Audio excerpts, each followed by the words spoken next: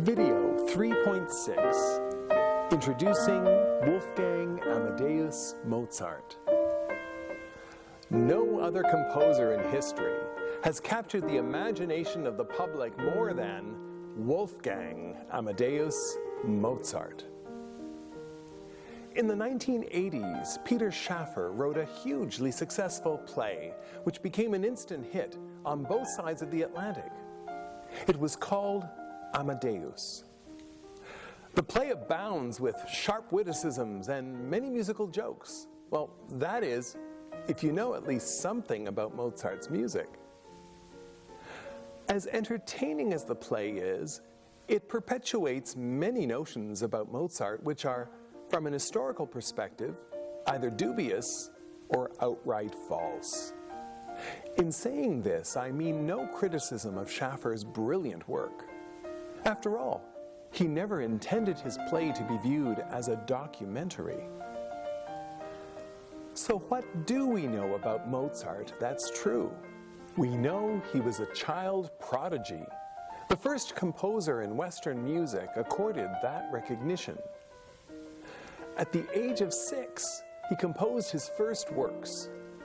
By the age of 12, he composed his first opera. He was a virtuoso performer on the violin, harpsichord, and organ. Thanks to a father who gave him excellent training, Mozart performed for heads of state across Europe. As a child, he moved almost exclusively in adult circles. While visiting London, he became friends with Johann Christian Bach, one of the famous sons of Johann Sebastian Bach, and more than 20 years his senior.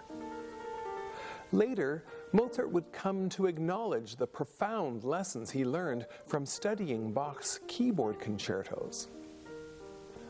Unlike Haydn, Mozart struggled within the patronage system. The accomplishments of the boy wonder were easily overlooked by prospective patrons who were dealing now with the grown man. Mozart arrived in Vienna at the start of the 1780s, intent on conquering the nation's capital.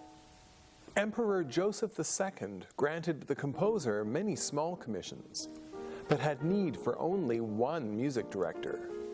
That position was held by the esteemed Italian composer Antonio Salieri, who would come to outlive Mozart by 34 years.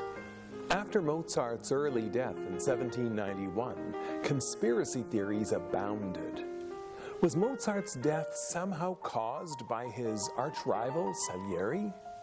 Was he murdered perhaps by Freemasons, members of a secret order to which Mozart belonged? These questions have been posed by writers of books and plays going as far back as the 19th century. The composer, Nikolai Rimsky-Korsakov, composed the opera Mozart and Salieri based on a play of the same name by Alexander Pushkin. During the 1980s, Schaffer's play was made into a visually splendid film. Amadeus went on to win 8 Academy Awards, including Best Picture, placing the spotlight on the life and music of this eternally beloved composer.